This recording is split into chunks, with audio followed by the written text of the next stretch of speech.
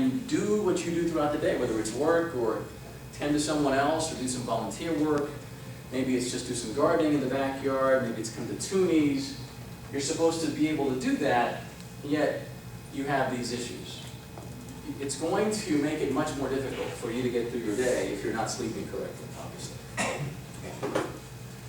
So I'm here to share with you, there are many ways to try and get better sleep and also to relax. This is one of the ways I have found to be effective, and I'll tell my own personal story with this. Nighttime repose is from a company called Xigo. X-I-G-O is pronounced chee-go. And the ingredients, which we'll get into here in a minute, help to reduce stress, help with anxiety, help to quiet the mind and relax the body, help to reset the sleep-wake cycle of the body. You can enjoy restful sleep, restorative sleep. It's not just a matter of being zonked out. And as you'll see, this is not a formula that sedates. It's a formula that allows your body to naturally fall asleep. You don't want sedation because that's what the prescription meds do, the Lumestas of the world, the Ambiens of the world.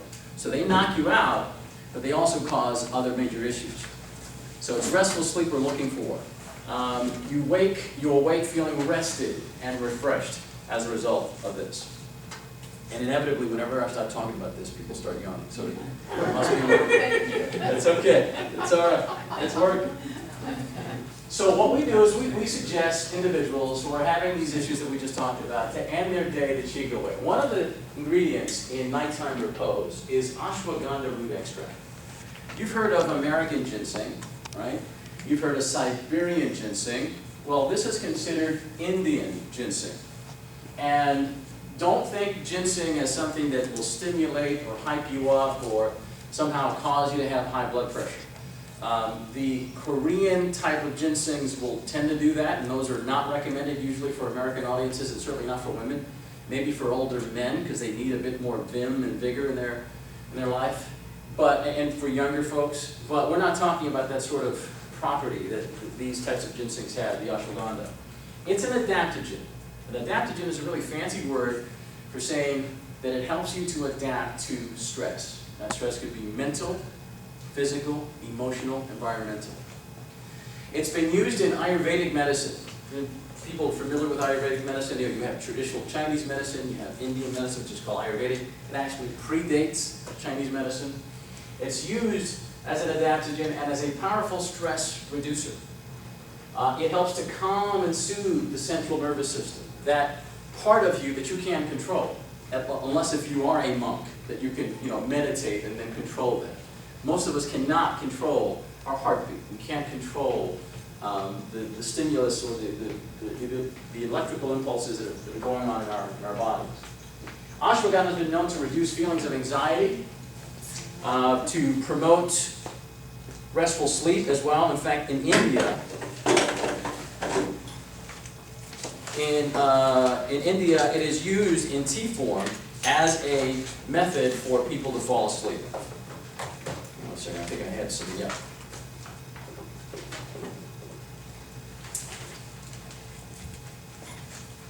It can be taken on a daily basis, ashwagandha can. It isn't something that will it won't stress you out, it will help you with stress, and the longer you take it, because it's an adaptogen, because it's something that you can take every single day, it actually gets better the longer you take it. It's much like Siberian ginseng that I mentioned to you on Wednesday about the other formula. The longer you take it, the better your defenses are, your energy reserves, your ability to deal with stress. It also helps to restore some of the nutrients lost due to poor sleep, stress, and toxins. So some of the issues that cause us to have stress, some of the toxins in our lives, part of the article I wrote last night about autoimmunity dealt with toxins and how the huge load that toxins puts on our body, the huge amount of stress the body goes under when it's exposed to toxins. And you need not work in a chemical plant to be exposed to toxins. Remember, toxins are in the carpeting in our apartment or our house. It's in the upholstery of our car. That fresh new car smell that you get, you might like it, but it's toxins. Charlie's holding up a water bottle, absolutely. Depending on what kind of plastic you're getting, the more leaching, takes place of the water bottle, and don't ever, ever, ever leave these in your car, right, to warm up, because the heat can literally help leach some of the xenoestrogens and some of the PCBs and such that in there into the water. Always do glass if you're going to leave it in the car. Toxins creates a huge burden on the body, and in ways that we don't even know.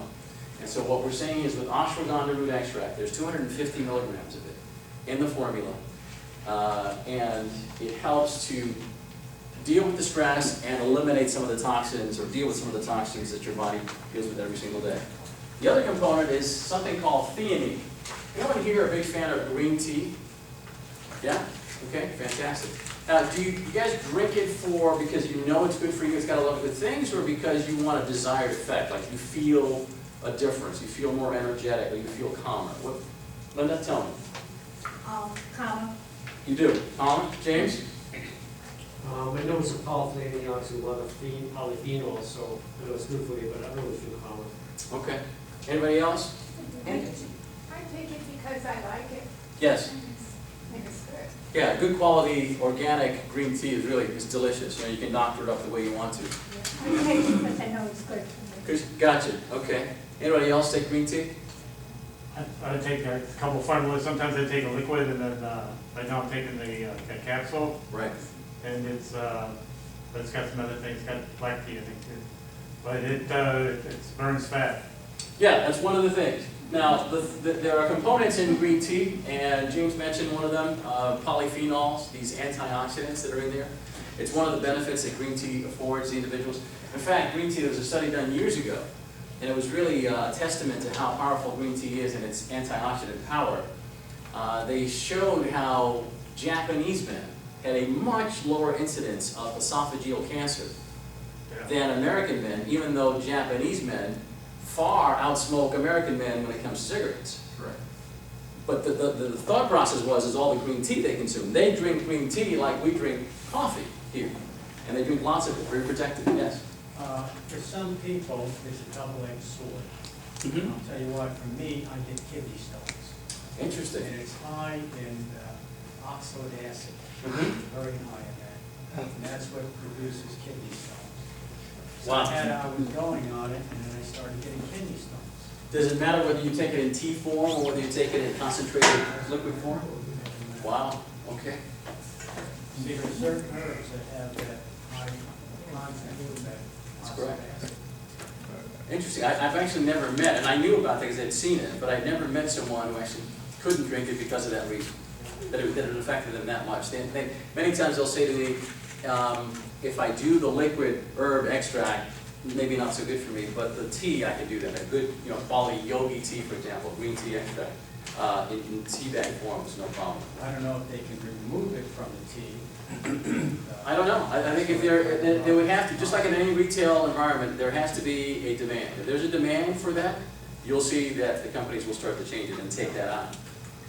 James? I just have one quick question. Why is green tea, because of its promotional heritage, why not white tea? White tea has 3 times more antioxidants. It's supposed to be much more powerful. That's a great question.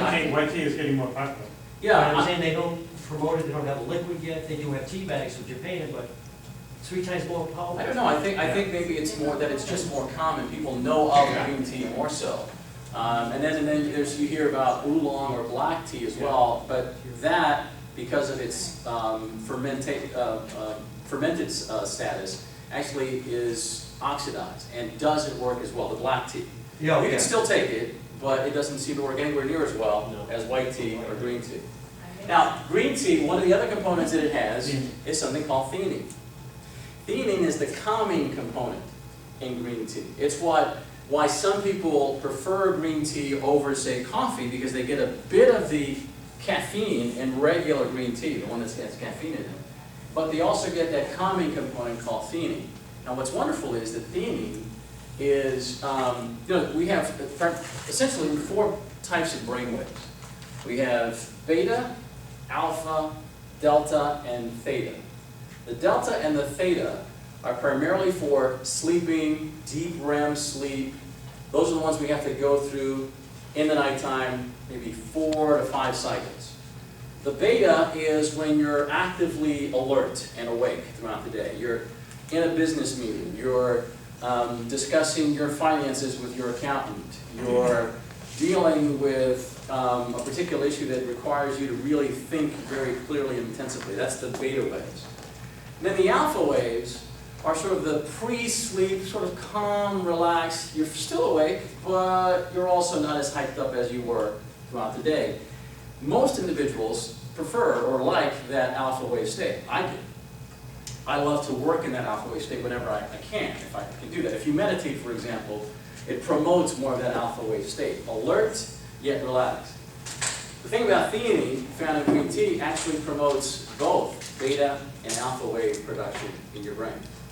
And it does so rather quickly. You don't have to take it for months on end to notice the benefit. Often within a couple days, you'll notice you're able to think more clearly, yet you are calm and relaxed. You're able to access that information, you're able to speak clearly, you're able to retain information that you get, yet you're not wired out. You're not fast talking, your heartbeat is normal, your brain function is optimal. Part of the reason why it does that, by the way, it's also because it increases GABA production in the brain. Anyone know what GABA is? Charlie? It's an amino acid that has a